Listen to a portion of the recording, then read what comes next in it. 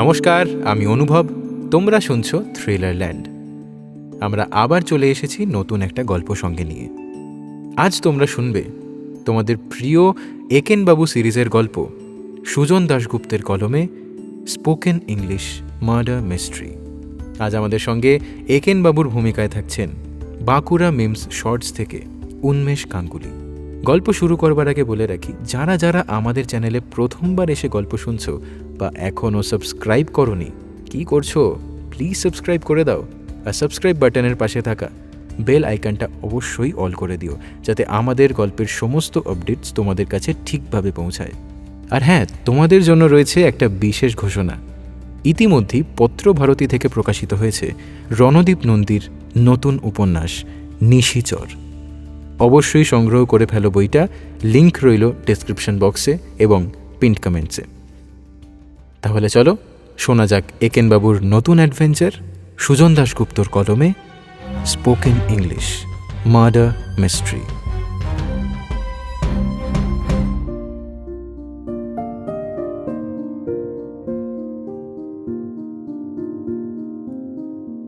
December মাস শেষ হওয়ার মুখে। অন্যান্য বছরের তুলনায় কলকাতায় শীত নাকি এবার একটু বেশি পড়েছে। রাস্তায় দেখছি শাল, সোয়েটার, কোট আর মাফলারের ছড়াছড়ি। কান ঢাকা মাংকি ক্যাপও চোখে পড়ছে, বিশেষ করে ভোরবেলায় আর সন্ধ্যার পরে। আমার শীত তেমন একটা লাগছে না, বোধহয় নিউ ইয়র্কের ঠান্ডায় অভ্যস্ত বলে। গেঞ্জির উপর ফুলহাতা শার্ট পরেই ঘোরাঘুরি করছি। এই বাহাদুরির ফলে নাকি স্রেফ পলিউশনের জন্য কিনা জানি না, খুকখুকে একটা কাশি হয়েছে যেটা কিছুতেই যাচ্ছে না। প্রমথর অবশ্য দেখছি কিছুই হয়নি, হালকা একটা সোয়েট শার্ট চাপিয়ে দিব্যি ঘুরে বেড়াচ্ছে। ওই যা, যেটা বলতে ভুলে গেছি, এবার আমি, প্রমথ আর একেনবাবু সবাই একসঙ্গে কলকাতায় এসেছি। নিউ ইয়র্ক ইউনিভার্সিটিতে এই সময় 4 সপ্তাহের ছুটি। একেনবাবু অবশ্য আমার বা প্রমথর মতো নিউ ইয়র্ক ইউনিভার্সিটিতে পড়ান না। ক্রিমিনোলজি নিয়ে হাবিজাবি কীসব রিসার্চ করছেন আমরা ঠিক জানি না, কিন্তু সাইডে গোয়েন্দাগিরি করে কিন্তু দিব্যি 2 পয়সা কামাচ্ছেন। একেনবাবু ইচ্ছা করলেই কিন্তু কলকাতায় বেশি দিন থাকতে পারেন, কিন্তু থাকছেন না। প্রমথ জিজ্ঞেস করেছিল, আচ্ছা, আপনি এত তাড়াতাড়ি ফিরছেন কেন? হ্যাঁ, বৌদির সঙ্গে কিছুদিন কাটিয়ে তারপর আসুন।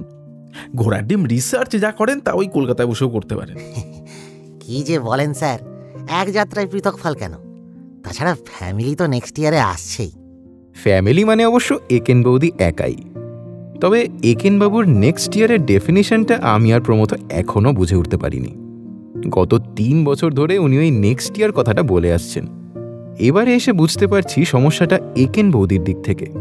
নিউ ইয়র্কে থাকতে উনি রাজি নন, উল্টে একেনবাবুকে চাপ দিচ্ছেন ওখানকার কাজ তাড়াতাড়ি গুটিয়ে কলকাতায় ফিরে আসার। একদিন তো উনি আমাদের সামনেই বলে ফেললেন, ব্যোমকেশবাবু ফেলুদারা যদি কলকাতায় ডিটেকটিভগিরি করে সংসার চালাতে পারেন, তাহলে উনিই বা পারবেন না কেন? শুনছেন স্যার ফ্যামিলির কথা? কাদের সঙ্গে কার তুলনা? ওরা হলেন লেজেন্ডারি ফিগার। ওদের ব্রেন ক্যাপাসিটির 10%ও যদি আমার থাকতো আমি গর্ববোধ করতুম। স্বামী স্ত্রীর এইসব কথাবার্তার মধ্যে নাক না গলানোই ভালো। আমি চুপ করেছিলাম, কিন্তু প্রমথকে চুপ করায় কার সাধ্যি? আরে, নিজেকে এত ছোট ভাবছেন কেন? নাই বা হলো 10%, 7-8% তো হবেই। এই কথাতে যে বৌদিকেও কষ্ট দেওয়া হলো সেই বোধটাও ব্যাটার নেই। পরে মনে হয় বুঝলো, বলল, ঠাট্টা করছিলাম বৌদি। আসলে ম্যানহাটনে একেনবাবুর খুব নাম ডাক হয়েছে। 10%টা ওর বিনয়। তবে সামনে বেশি প্রশংসা করতে চাই না, ল্যাজ মোটা হয়ে যাবে। ওই এক কথাতেই কাজ। আরেক প্রস্থ চা চলে এলো। কলকাতায় এসে আমরা 3 জায়গায় থাকলেও আড্ডাটা বেশ ভালোই চলছে। বিকেলে প্রায়ই একেনবাবুর বাড়িতে গিয়ে হাজির হই। একেন বৌদির বানানো লুচি, আলুর দম, ঘুগনি, পেঁয়াজি, নিত্য নতুন নানান স্ন্যাক্স আর বেশ কয়েক কাপ চা খেয়ে কলকাতার প্রত্যেকটি সমস্যার সহজ সমাধান আবিষ্কার করে ফেলি। মুশকিল হলো সেগুলো শোনানোর মতো তেমন লোক পাই না। একেনবাবুর এক পরিচিত নাম মনোজ রায়, তিনি একদিন গল্প করতে এসেছিলেন। ভদ্রলোক আমাদের থেকে বয়সে একটু বড়ই হবেন, কলকাতা কর্পোরেশনে কাজ করেন। সেটা জানতে পেরে মনোজবাবুকে কলকাতার জঙ্গল পরিষ্কার করার একটা স্কিম বললাম। অবশ্য এটা আমার নিজের বানানো নয়, ব্রাজিলের কুরিচিবা শহরে এটা চালু করা হয়েছিল। ওখানেও জঞ্জাল পরিষ্কার করার লোকেরা ছিল মহা ফাঁকিবাজ। তাদের দিয়ে হবে না বুঝে মেয়র বড় বড় প্লাস্টিক ব্যাগ গরিবদের বিলি করলেন। যারা জঞ্জাল ভর্তি করে ব্যাগ পিক আপ সেন্টারে জমা দেবে তারা একদিনের খাবার আর পয়সা দুই পাবে।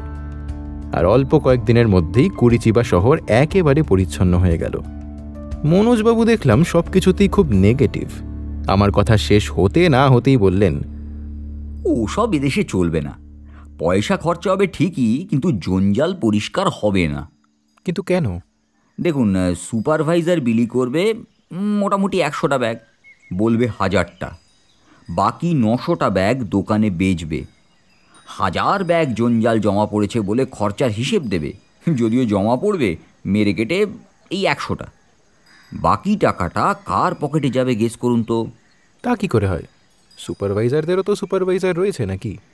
আরে দূর দূর, খেপেছেন নাকি মশাই? অফিসাররা কি নোংরা ব্যাগ গুনতে যাবেন নাকি? আর অফিসাররাও তো ধোয়া তুলসী পাতা নন, কাঠ তো সবাইরই থাকে। দূর দূর, কিচ্ছু হবে না মশাই এদেশে। টপ টু বটম করাপশান, ঠগ বাঁচতে গাঁ উজাড় হবে। আগে শুধু পুলিশ আর ট্যাক্সের লোকেদের ঘুষ দিতে হতো, এখন ঘুষ সংস্কৃতি, শিক্ষা, স্বাস্থ্য থেকে শুরু করে পাড়ার ক্লাব পর্যন্ত পৌঁছে গেছে। ব্লিক ফিউচার মশাই, অতি ব্লিক ফিউচার। আমেরিকায় আছেন, ভালো আছেন, এই সমস্ত নিয়ে মাথা ঘামাবেন না। মনোজবাবু এত উত্তেজিত হয়ে কথাগুলো বললেন যে আমি আর খুব একটা উচ্চবাচ্য করলাম না। এইসব ব্যাপারে আমাদের দেশের লোকেদের মাথা অতি পরিষ্কার, তাতে সন্দেহ নেই। আসলে আমেরিকায় 8 বছর কাটিয়ে আমি বোধহয় একটু ভোঁতা হয়ে গেছি। কি ব্যাপার একেনবাবু, আপনি এত চুপচাপ বসে অপমানটা হজম করছেন? কি অপমান স্যার? এই যে উনি বললেন পুলিশেরা ঘুষখোর, আপনিও তো এখানকার পুলিশেই ছিলেন নাকি? আরে না না না না, একেনবাবু একজন এক্সেপশন। ওর মতো লোক এখনও কয়েকজন আছেন বলে দেশটা একেবারে পুরোপুরি উচ্ছন্নে যায়নি।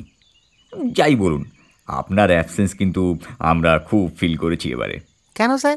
আমার ডিপার্টমেন্টে কাজ করতো একটি ছেলে, তার পিস্তুত বোন এই মাস 6 আগে খুন হলো, ব্রুটালি মার্ডার। কল সেন্টারে কাজ করতো মেয়েটা, বিধবা মায়ের একমাত্র সন্তান। ওর টাকা দিয়েই তো সংসার চলতো। এতগুলো দিন হয়ে গেল, পুলিশ কোনো কিনারাই করতে পারলো না। সে কি স্যার? আরে এটা তো শুধু একটা কেসের কথা মশাই, আরও এই ধরুন মাস 3 আগে আর একটা মেয়ে খুন হলো, প্রায় একইভাবে। ট্রাভেল এজেন্সিতে কাজ করতো, একা একা থাকতো এই গোল পার্কের কাছে। সে কেসেও কেউ ধরা পড়েনি। কি ভয়ানক ব্যাপার বলুন তো। এই যে চাকরির জন্যে এত মেয়ে কলকাতায় এসে একা থাকে, তাদের মানসিক অবস্থার একবার চিন্তা করুন তো। পুলিশ যদি নিরাপত্তা দিতে না পারে তাহলে চলে কি করে? তা পুলিশ কি হাল ছেড়ে বসে রয়েছে না এখনো ইনভেস্টিগেট করছে? কে জানে, আমাদের দেশের পত্রিকাগুলো তো সেই রকম। প্রথম কদিন একেবারে প্রথম পাতার খবর, সেই নিয়ে চর্বিত চর্বণ। তারপর অন্য কিছু এলেই আগেরটা আউট অফ ফোকাস। নিউজ চ্যানেলগুলো তো তাই, কেউ ধরা পড়লে তা হয়তো শুনতে পাওয়া যেত। এনিওয়ে, এবারে একেনবাবু যখন এসেছেন, আমি শুভেন্দুকে বলবো একবার এসে দেখা করতে। শুভেন্দুকে স্যার? ওই ছেলেটা আমার ডিপার্টমেন্টে ছিল, যার বোন খুন হয়েছে। আর বলবেন না ওসাই, মেয়েটার মা একবারে ডেভাস্টেটেড। খালি নাকি কাঁদেন আর বলেন, আমার ফুলের মতো মেয়েটাকে যে মারলো সে এখন পাড়ায় বুক ফুলিয়ে ঘুরে বেড়াচ্ছে, আর আমাকে তা শুনতে হচ্ছে। তার মানে মহিলা কি কাউকে সাসপেক্ট করেন নাকি? নিশ্চয়ই করেন, কিন্তু এখানে তো অনেক পার্টির ব্যাপার আছে। আরে রুলিং পার্টির লোক হলে তো ফরগেট ইট। বুঝলাম ভদ্রলোক দেশকে নিয়ে একেবারে তিতিবিরক্ত, কোনো ভালোই ওর চোখে পড়ে না। এমনকি একেন বৌদির চমৎকার চা খেয়েও মন্তব্য করলেন, বুঝলেন, আজকাল ভালো চাও পাওয়া যায় না এদেশে, সবই নাকি এক্সপোর্ট হচ্ছে। মনোজবাবু চলে যাওয়ার পর আমি একেনবাবুকে জিজ্ঞেস করলাম, ভদ্রলোক কর্পোরেশনে করেনটা কি? মনে তো হচ্ছে অপোজিশন পার্টির লোক। ঠিক জানি না স্যার, তবে খুব রিসোর্সফুল। একবার মিউটেশনের ব্যাপারে খুব সাহায্য করেছিলেন। আচ্ছা, আপনার সঙ্গে ওর পরিচয় কিভাবে? সে এক কাহিনী স্যার। ওর দাদা মৃত্যুঞ্জয়বাবুর একটা রেস্টুরেন্ট আছে, সেখানে একবার ডাকাতি হয়েছিল। রেস্টুরেন্টে ডাকাতি? গয়নার দোকানে হয় শুনেছি। ব্যাপারটা স্যার একটু স্ট্রেঞ্জ ঠিকই। দুজন ড্রাগ ডিলার রেস্টুরেন্টে বসে টাকার লেনদেন করছিল। ডাকাতরা ঢুকেছিল সেই টাকা লুট করতে, ধরে গোলাগুলি চলে। শেষে অবশ্য সবাই ধরা পড়ে, মধ্যে থেকে গুলি লেগে মৃত্যুঞ্জয়বাবু জখম হন। সেটা আবার বার করতে হাসপাতালে সার্জারি করতে হয়। আরে যাচ্ছে তাই ব্যাপার স্যার।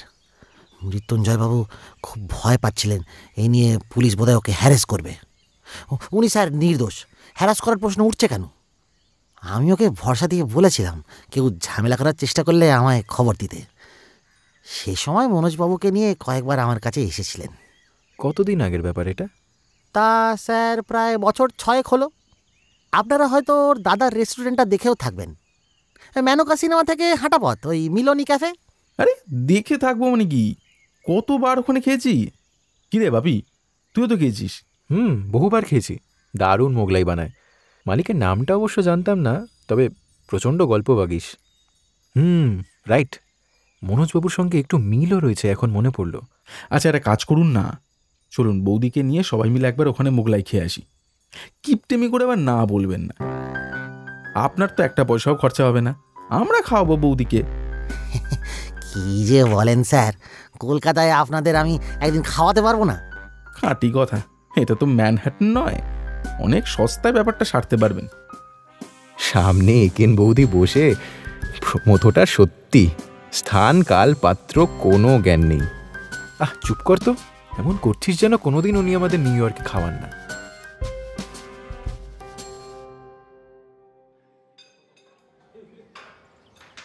মনোজবাবুর সঙ্গে গল্প করার 2 দিন বাদে বোধহয় একেনবাবুর বাড়িতে আমরা সবাই আড্ডা মারছি। এমন সময় এক ভদ্রলোক একেনবাবুর সঙ্গে দেখা করতে এলেন। দেখে মনে হলো আমাদেরই বয়সী, তাই আর আপনি করে বলছি না। পরিচয় দিল শুভেন্দু মিত্র বলে। বলল, মনোজদার কাছে আপনার কথা শুনে এসেছি। সঙ্গে সঙ্গেই কানেক্ট করতে পারলাম। এরই বোন মার্ডার্ড হয়েছে। আমাদের দিকে এক ঝলক তাকিয়ে শুভেন্দু একেনবাবুকে বলল, অসময়ে এসে আপনাকে বিরক্ত করলাম না তো? আরে না স্যার, ছুটিতে আছি, সময় অসময়ে কি, এমনি বসে বসে গল্প করছি। বসুন স্যার, বসুন। আমাকে আবার স্যার বলছেন কেন? আপনি আমার দাদার মতো। উনি ওর ভাইপোকেও স্যার বলেন, স্যারটা ইগনোর করুন। হ্যাঁ আচ্ছা, মানে শুভেন্দু ঠিক কি বলবে বুঝতে না পেরে একেনবাবুর দিকে তাকালো। তিনি পরিচয় করিয়ে দিয়ে বললেন, আপনি যা বলার এদের সামনে স্বচ্ছন্দে বলতে পারেন। আমাকে এরা নানাভাবে সাহায্য করেন, আমরা একটা টিম বলতে পারেন। আমি মনোজদার আন্ডারে কাজ করতাম। মনোজদাই বললেন আপনার সঙ্গে যোগাযোগ করতে। মনোজদা বোধহয় আপনাকে বলেছেন আমার বোনের কথা। হ্যাঁ স্যার, আমি শুনেছি। খুবই স্যাড ব্যাপার স্যার। 6 মাস হয়ে গেল ওর মার্ডার হয়েছে, কিন্তু পুলিশ কিছু কিনারাই করতে পারেনি। আমার মনে হয় পারবেও না, বা করতে চায় না। এটা কেন বলছেন স্যার? প্রথমে যিনি তদন্ত করছিলেন তিনি ভরসা দিয়েছিলেন যে দোষী ধরা পড়বেই, তারপর তাকে সরিয়ে দেওয়া হলো। তার বদলে যিনি এসেছেন তিনি কোনো কথাই বলেন না। প্রশ্ন করলে বলেন যা করার আমরা করছি। এখন কে ইনভেস্টিগেট করছেন? অধীর মুখার্জি বলে একজন। ও, আমি তো তাকে চিনি। হ্যাঁ, চেনেন? তাহলে আপনি ওকে প্লিজ একটু চাপ দিন না। তার থেকেও ভালো হয় আপনি নিজে প্রাইভেটলি যদি কেসটা নেন। মনোজদার কাছে আপনার অনেক সুখ্যাতি শুনেছি, আপনার কীর্তি কাহিনীর কথাও বইয়ে পড়েছি। আর তাছাড়া অধীরের কাছে আমি নিশ্চয়ই খোঁজ নেব স্যার, কিন্তু আমি এখানে আছি আর সপ্তাহ 2 এর মধ্যে তো কিছু করে উঠতে পারবো না। আপনার কথা আমি পিসিকে বলেছি, ওর একান্ত অনুরোধ আপনি কেসটা নিন। পিসি নিজেই আসতেন, কিন্তু খাট থেকে পড়ে গিয়ে কদিন হলো উনি শয্যাশায়ী হয়েছেন। আর বেবি ছিল পিসির একমাত্র মেয়ে। তার খুনি এত বড় পাপ করেও শাস্তি পাবে না, তিনি এটা বিশ্বাস করতে পারেন না। আমি অবশ্য এখানে আসার আগে পিসিকে বলেছিলাম আপনি নিউ ইয়র্কের ডিটেকটিভ, নিশ্চয়ই আপনার ফি কয়েক লাখ টাকা। পিসি আপনাকে বলতে বলেছেন নিজের সোনাদানা যা আছে সব বেচে আপনার প্রাপ্য উনি মিটিয়ে দেবেন, শুধু খুনিকে ধরিয়ে দিন। আরে ছি ছি স্যার, টাকার প্রশ্ন উঠছে কেন? সমস্যাটা ফি নিয়ে নয়, সমস্যাটা হলো সময়ের। কিন্তু পিসিকে তাহলে কি বলবো? আচ্ছা ঠিক আছে, কেসটা না হয় নাই নিলেন, কিন্তু একবার এমনি পুলিশকে একটু সাহায্য করতে পারেন কিনা সেটাই দেখুন। এতে যতটা না কাজ হলো তার থেকে অনেক বেশি কাজ হলো একেন বৌদির কথায়। একেন বৌদি কখন কাজের মেয়েটাকে নিয়ে চা দিতে ঢুকেছেন তা খেয়াল করিনি। বোধহয় ভেতর থেকে আমাদের কথা শুনছিলেন। একটা মেয়ে খুন হলো, দেখো না কি করতে পারো।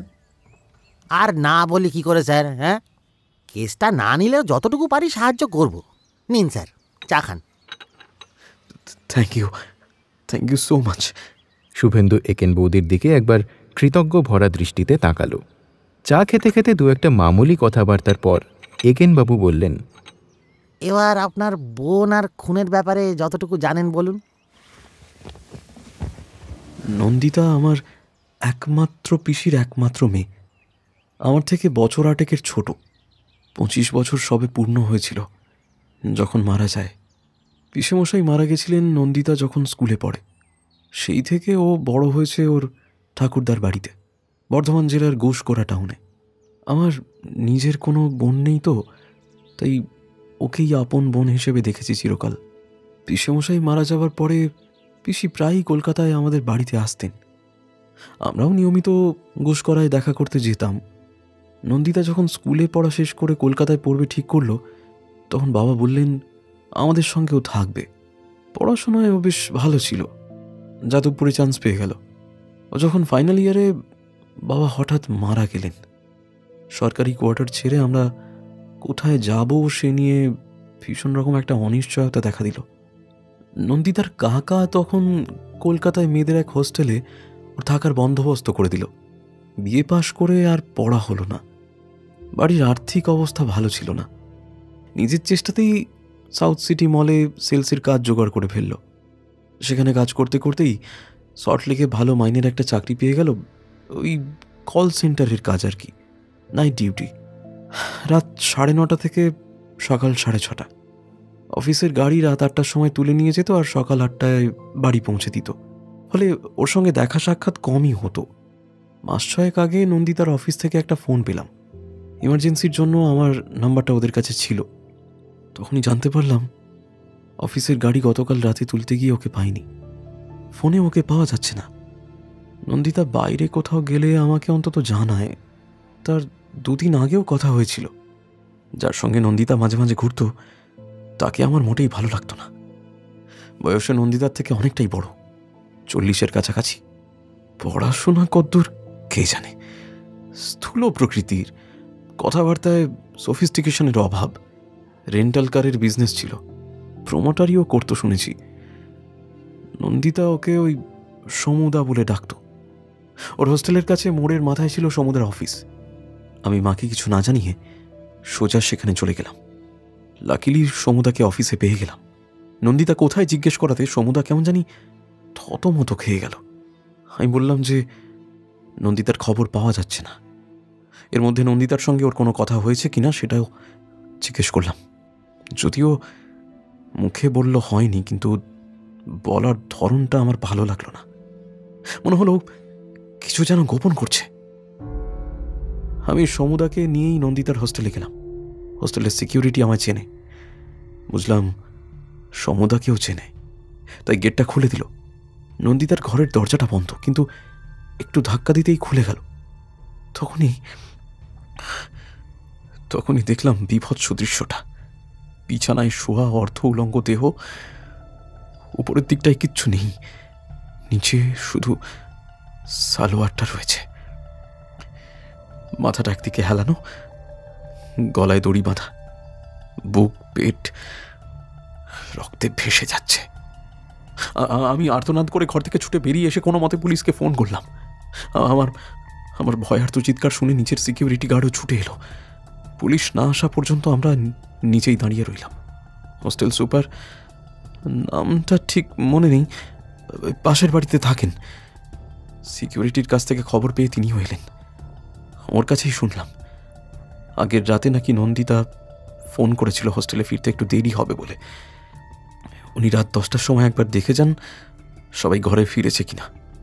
কেউ যদি রাত করে তাহলে ওকে জানিয়ে রাখে, যাতে তিনি অযথা দুশ্চিন্তা না করেন। সুতরাং নন্দিতা কারোর সঙ্গে বাইরে বেশ রাত অবধি ছিল। তাই আমার মনে হচ্ছিল সমুদা কিছু একটা লুকোচ্ছে। Interesting sir. কখন মিস নন্দিতা ফিরেছিলেন সেই রাতে? সেটা কেউ জানে না। হস্টেলে ঢোকার দুটো দরজা, বোর্ডাররা সাইডের দরজা চাবি দিয়ে খুলে ঢুকতে পারে, ভিজিটারদের সামনের দরজা দিয়ে ঢুকতে হয়। ব্যাপারটা ঠিক ক্লিয়ার হচ্ছে না স্যার। সামনের দরজা দিয়ে ঢুকলে সিকিউরিটি গার্ডের সামনে দিয়ে যেতে হয়, আর সাইডের দরজা শুধু লক থাকে, সেখানে তো কোনো গার্ড থাকে না, সেটা বুঝলাম, কিন্তু সেখান দিয়ে ঢুকলে সিকিউরিটি গার্ড দেখতে পারে না কেন? আমি বুঝিয়ে দিচ্ছি। হস্টেলটা 4 তলা। সামনের দরজা দিয়ে ঢুকলে একটা লবি, সেখানে সিকিউরিটি গার্ড বসে থাকে। লবির পেছনে বাঁদিকে ওপরে যাওয়ার লিফট, ডান দিকে দুটো সিঁড়ি নেমে একটা ছোট্ট প্যাসেজ, তার পাশে সাইডের দরজা। চাবি দিয়ে সাইডের দরজা খুলে লবিতে আসা যায়, আবার উল্টো দিকের সিঁড়ি বেয়ে ওপরেও ওঠা যায়। কেউ যদি সাইডের দরজা দিয়ে ঢুকে সেই সিঁড়ি দিয়ে উপরে যায়, তাহলে সিকিউরিটি গার্ডের চোখে নাও পড়তে পারে। পায়ের আওয়াজ তো কানে আসবে স্যার। মেট্রন যখন প্রশ্ন করেছিলেন তখন গার্ড বলেছিল যে কোনো আওয়াজও শোনেনি। পুলিশ অবশ্য গার্ডকে অনেক জেরা করেছে শুনেছি। পুলিশ আর কিছু জেনেছে কিনা আমি জানি না। সমুদাকেও জেরা করেছে, আমাকেও একবার থানায় ডেকেছিল কাদের সঙ্গে নন্দিতার পরিচয় আছে সেসব জানতে। এছাড়া আমি সন্ধেবেলা থেকে কোথায় ছিলাম, রাতে বাড়ি থেকে বেরিয়েছিলাম কিনা, এ নিয়ে নানান প্রশ্নের উত্তর দিতে হয়েছিল। বাড়িতে এসে মার সঙ্গেও কথা বলে গেছিলেন বিকাশবাবু, মানে অধীরবাবুর আগে যিনি কেসটা হ্যান্ডেল করছিলেন আর কি। ঠিক আছে স্যার, আমি অধীরের সঙ্গে কথা বলবো, তবে এই অল্প সময়ের মধ্যে কি করে উঠতে পারবো বলতে পারছি না। আপনার মোবাইল নম্বরটা দিয়ে যান। শুভেন্দু নাম্বারটা একটা কাগজে লিখে পকেট থেকে একটা ফটো বার করলো। নন্দিতা মারা যাবার কয়েকদিন আগে তুলেছিলাম। জানি না ছবিটা আপনার কোনো প্রয়োজনে লাগবে কি না, কিন্তু আপনার জন্যই একটা কপি এনেছি। Thank you sir. ছবিটা হাতে নিয়ে ভালো করে দেখে একেনবাবু আমাদের দিকে এগিয়ে দিলেন। জিন্স আর টপস পরা এক যুবতী, অবিন্যস্ত ঘন চুল কানের ওপর দিয়ে আলগা করে পেছনে বাঁধা, কপালে ছোট্ট একটা টিপ, কানে ঝুমকো দুল, টানা ভুরুর নিচে আয়ত চোখ, নাকটা টিকালো, নিচের ঠোঁটটা একটু মোটা, দীর্ঘ গ্রীবা, সেটাকে জড়িয়ে একটা সরু হার বুকের খাঁজ পর্যন্ত নেমে এসেছে। এক কথায় বেশ সুন্দরী। কিছুদিন থাকুক স্যার এটা আমার কাছে। আচ্ছা, মিস নন্দিতার পুরো নাম কি? নন্দিতা ঘোষ। আর এই যে সোমবাবুর কথা বললেন, তার পুরো নাম কি? সেটা বলতে পারবো না, ভালো নাম বোধহয় সৌমেন বা সমীর। I C. সোমবাবুর ঠিকানাটা কি আপনার জানা আছে? হ্যাঁ, গোলপার্ক থেকে বেরিয়ে কাঁকুলিয়া রোডের মোড়ে সাউথ কার রেন্টাল, বড় সাইনবোর্ড লাগানো আছে। নম্বরটা মনে নেই। ইনি ছাড়া অন্য কোনো বন্ধুর নাম বা ঠিকানা স্যার? ভাস্বতী বলে ওর আর এক বন্ধু ছিল, মাঝে মধ্যে সে আমাদের বাড়িতে এসেছে। উনিও কি কল সেন্টারে কাজ করতেন? না না, ভাস্বতী ওর সঙ্গে যাদবপুরে পড়তো, পরে কোনো একটা এয়ারলাইনে কাজ পেয়েছিল শুনেছি। আর কেউ? না, আর কারো কথা আমি জানি না। বলছি, সোমবাবুর সঙ্গে আপনার পরিচয় হলো কি করে স্যার? হঠাৎ করেই পরিচয়। একদিন নন্দিতার হোস্টেলের পাশ দিয়ে যাচ্ছিলাম, দেখি নন্দিতার সঙ্গে সমুদা হোস্টেল থেকে বেরোচ্ছে। নন্দিতা আমাকে এক্সপেক্ট করেনি। যাই হোক, তখনই পরিচয় হলো। ঠিক আছে স্যার, আপনার ফোন নম্বরটা তো দিয়েছেন, এর মধ্যে দরকার পড়লে যোগাযোগ করো স্যার। শুভেন্দু নমস্কার জানিয়ে বিদায় নিল। এর মধ্যে মাকে নিয়ে দিন কয়েকের জন্যে এক বিয়ে উপলক্ষে ধানবাদ যেতে হলো। ফিরে এসে প্রমথর কাছে শুনলাম একেনবাবু পুলিশের সঙ্গে যোগাযোগ করেছেন। এই খুনের ব্যাপারে পুলিশ নাকি খুব একটা এগোতে পারেনি। একেনবাবু নন্দিতার কেসটা হাতে নিয়েছেন দেখে অধীরবাবু নাকি খুব খুশি। একেনবাবুর সঙ্গে সব রকম সহযোগিতা করছেন। এই হত্যাকাণ্ডের খুনি ধরা পড়লে ওর মাথা থেকে একটা মস্ত বোঝা নামবে। বিস্তারিত খবর আজই বিকেলে জানা যাবে। তবে মিলনী ক্যাফেতে একেনবাবু আমাদের মোগলাই পরোটা খাওয়াচ্ছেন, মানতেই হবে। ধন্য প্রমথর অধ্যবসায়। খাওয়াবো ঘোষণা করলেও এ নিয়ে প্রচুর টালবাহানা চলছিল, কিন্তু প্রমথও হাল ছাড়েনি। ফ্যামিলির শরীরটা ভালো যাচ্ছে না বলে ব্যাপারটা স্থগিত রাখার চেষ্টা শেষমেশ ধোপে টেকেনি। সুতরাং মোগলাই আজ হবেই। মেলনি ক্যাফেটা বাইরে থেকে দেখে প্রথমে চিনতে পারিনি। পুরনো বিশাল সবুজ সাইনবোর্ডটা এখন আর নেই। সেখানে এখন লাল রঙের একটা বোর্ডে লেখা আইডিয়াল স্পোকেন ইংলিশ ইনস্টিটিউশন। দোতলায় জানলার ফাঁক দিয়ে বেশ কয়েকটা ছেলেমেয়ের মুখ চোখে পড়ল। বুঝলাম ভাড়াটেদের তুলে দিয়ে ওখানে স্কুল হয়েছে। মেলোনি ক্যাফেটা সস্থানেই রয়েছে। দরজার ওপরে মেটাল প্লেটে খোদাই করা নামটা রয়েছে বটে, কিন্তু রাস্তা থেকে সেটা চট করে চোখে পড়বে না। উল্টো দিকে গানের যে স্কুলটা ছিল সেটাও নেই। সেখানে এখন একটা কোচিং সেন্টার। সম্ভবত সেখানে অ্যাডমিশন চলছে, কারণ প্রচণ্ড ভিড়। কাছাকাছি কোনো পার্কিংয়ের জায়গা পাওয়া গেল না। দূরে গাড়ি রেখে অনেকটা হাঁটতে হলো। বড় সাইনবোর্ডটা অদৃশ্য হলেও মেলোনি ক্যাফের পপুলারিটি দেখলাম কমেনি। মাত্র একটা টেবিলই ফাঁকা পড়েছিল।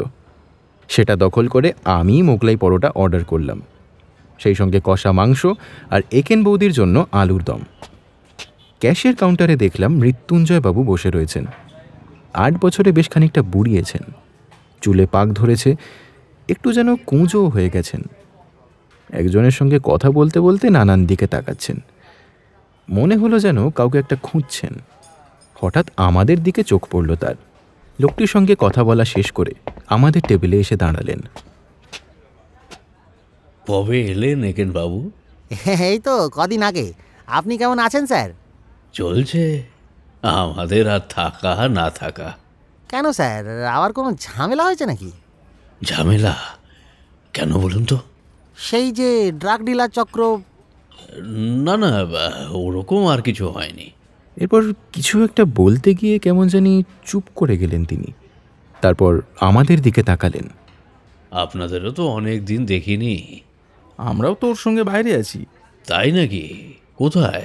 এমন সময় অন্য প্রান্তে বসা ফুল হাতা সোয়েটার গায়ে মাঝবয়সী গোঁফওয়ালা মুস্কো একটা লোক উচ্চস্বরে কাউকে বলল, যা তোর বাবুকে গিয়ে জিজ্ঞেস কর, চা কি পাওয়া যাবে নাকি অনন্তকাল এখানে বসে থাকতে হবে? লোকটির মুখোমুখি বসা কম বয়সী একটা মেয়ে। দূর থেকে দেখছি তাই জোর করে বলা শক্ত, তবে মনে হলো যেন মেয়েটার মুখে একটা অস্বাচ্ছন্দ্যের ছাপ। যে ছেলেটি পাশের টেবিলে খাবার দিচ্ছিল, মৃত্যুঞ্জয়বাবু তাকে বললেন, রতন, দেখ তো চা দিতে দেরি হচ্ছে কেন? দেরি কেন হবে? উনি তো এইমাত্র হরিদাকে অর্ডার দিলেন, আমি নিজে শুনেছি। ইয়া জ্বালা হয়েছে একে নিয়ে। ইনি কে স্যার? ওই ওপরে স্পোকেন ইংলিশের মালিক। আগে তো মনে হয় স্কুলটা ছিল না, তাই না? না, এই বছর 4 হলো হয়েছে। তারপরেই এই উৎপাত, শনির দশা। কেন শনির দশা সেটা আর জিজ্ঞেস করা হলো না। কিছু না বলেই অ্যাব্রাপ্টলি মৃত্যুঞ্জয়বাবু চলে গেলেন। খানিক্ষণ বাদে দেখলাম নিজেই ঘুরে ঘুরে কাস্টমারদের অর্ডার নিচ্ছেন, রতন বা হরিদার উপর ভরসা না রেখে। আমাদের খাবার কিছুক্ষণের মধ্যেই এসে গেল। এনে দিল সেই রতন। রতনকে এবার আমি চিনতে পারলাম। বছর 7 আগেও এখানে কাজ করত। বড়জোর 10 কি 12 বয়স ছিল তখন। শিশুশ্রম আইন টাইনগুলো তখন কেউ মানত না, অবশ্য এখনও তেমন মানে কি। খাবার দিতে দিতে রতন আমাদের জিজ্ঞেস করল, আমাকে চিনতে পারছেন দাদাবাবুরা? আরে পারবো না কেন, কেমন আছিস? আপনাদের আশীর্বাদে ভালোই আছি। হ্যাঁ রে, মৃত্যুঞ্জয়বাবুর শরীর কি অসুস্থ? শরীরটা একেবারে ঝরে গেছে দেখছি, আগের মতো কথাবার্তাও বলছেন না। বাবু ট্র্যাজেডি হয়েছে দাদাবাবু। ট্র্যাজেডি? আবিরদা সুইসাইড করলো যে। আবিরদা কে? সে কি দেখেননি আপনারা? আরে বাবুর ছেলে। সুইসাইড করলো কেন? আরে এই দাঁড়িয়ে দাঁড়িয়ে গল্প করছিস এখানে, দেখছিস না কাস্টমার বসে আছে অর্ডার দেওয়ার জন্য। রতন তাড়াহুড়ো করে চলে গেল উত্তর না দিয়েই। মৃত্যুঞ্জয়বাবু আমাদের কাছে এসে বললেন,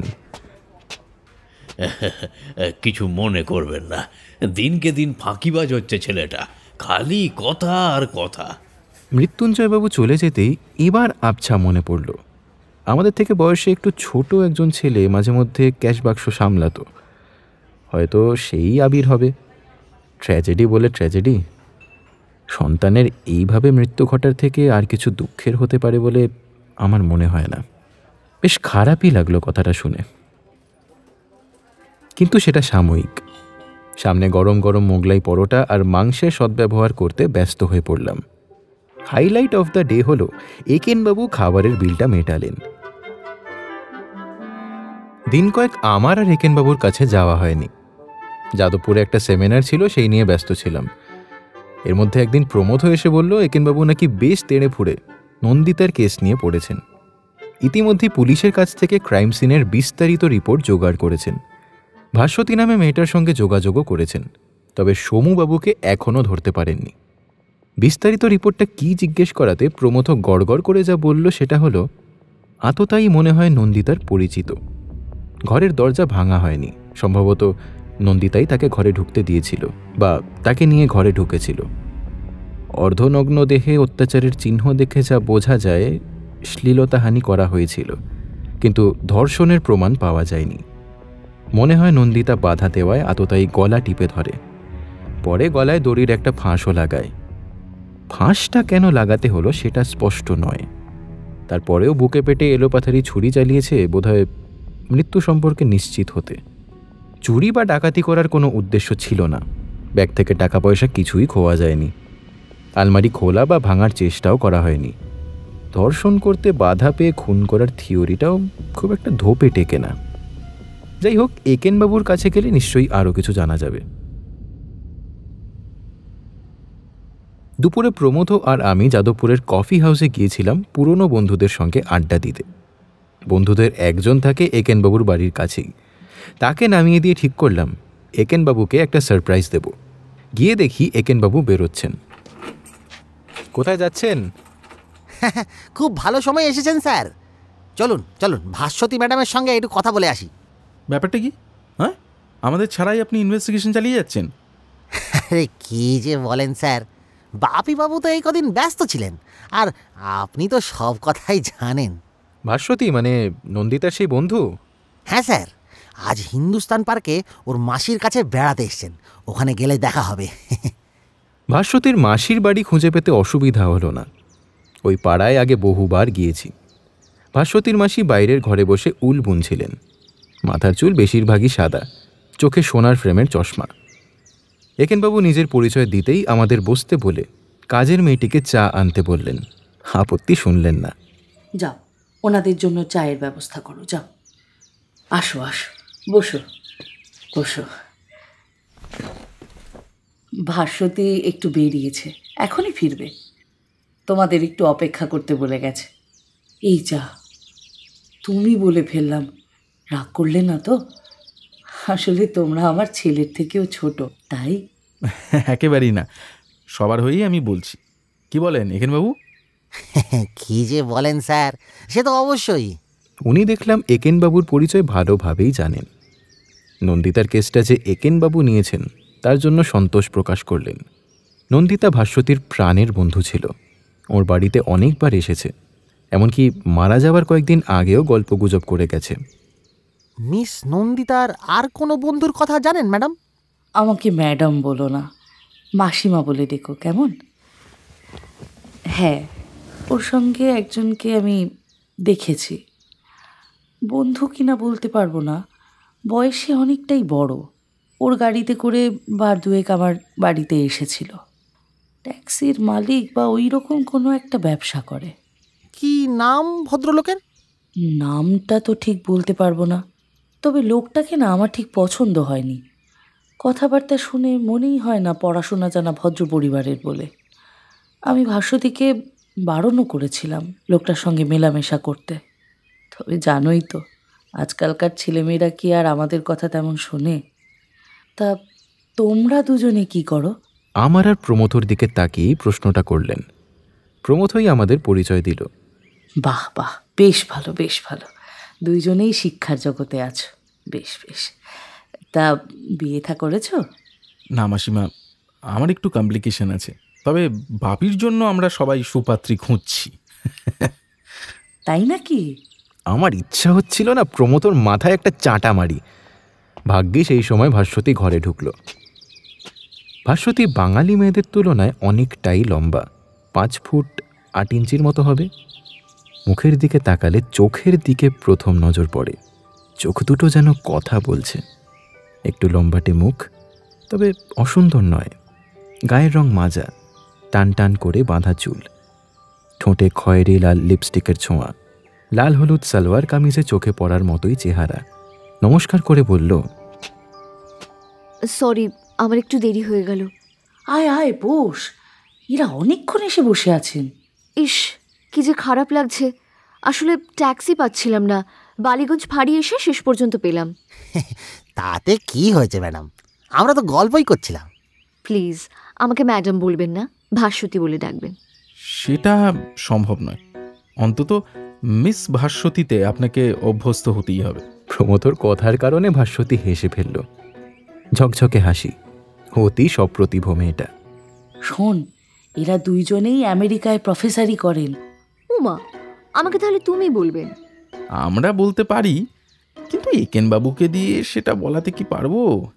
এমনভাবে প্রমথ কথাটা বলল, শুধু ভাস্বতীই নয়, মাসিমাও হেসে উঠলেন। এরকম খেজুরে আলাপ চলতে চলতেই আমাদের মধ্যে তুমি সম্বোধনটা প্রতিষ্ঠিত হয়ে গেল।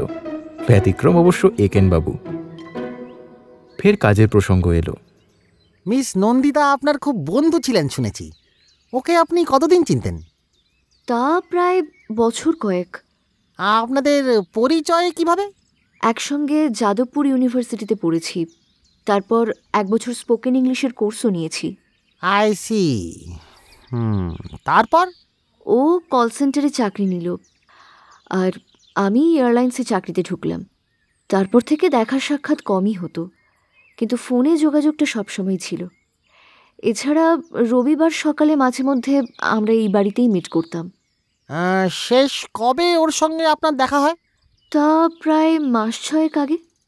কোনো একটা ছুটির দিন ছিল, আমরা দুজনেই এখানে এসে একসঙ্গে লাঞ্চ করি, আর তার কয়েকদিন বাদেই ও খুন হয়। ওর এক বন্ধু ছিলেন সমুবাবু বলে, তাকে আপনি চেনেন? ভাস্বতী চকিতে একবার মাসিমার দিকে তাকালো। হ্যাঁ, বার কয়েক ওর সঙ্গে আমার দেখা হয়েছে। কি করেন উনি? শুনেছি রেন্টাল কারের বিজনেস আছে, তার বেশি কিছু জানি না। উনি কি মিস নন্দিতার বয়ফ্রেন্ড ছিলেন? ঠিক বলতে পারবো না। আর কারোর সঙ্গে কি মিস নন্দিতার ঘনিষ্ঠতা ছিল? কল সেন্টারের একজনের সঙ্গে ওর বন্ধুত্ব ছিল শুনেছি, কিন্তু তাকে আমি চিনি না। বুঝতে পারছিলাম মাসিমার সামনে অকপটে সবকিছু বলতে ভাস্বতী একটু অসুবিধা বোধ করছে। সেটা বুঝতে পেরেই বোধহয় একেনবাবু বললেন, আজকে আমাদের একটু তাড়া আছে, আরেকদিন কি আপনি আমাদের একটু সময় দিতে পারবেন? আরে চলে এসো না তোমরা আরেকদিন এখানে, ভাস্বতীও আসবে। বিকেলবেলা সবাই মিলে ভালো করে বেশ চা জল খাবার খাবে। তা কবে আসবে বলো? তা তো করাই যায় ম্যাডাম, সরি মাসিমা, ফোন করে না হয় পরে সময়টা ঠিক করে নেব। হ্যাঁ বেশ বেশ, ঠিক আছে। তোমাদের নম্বরটাও ভাস্বতীকে দিয়ে দাও। হ্যাঁ বাপি, তোর নাম্বারটা দে, ভাস্বতীকে দে। প্রমথটাকে না ধরে একদম ঠ্যাঙাতে হয়।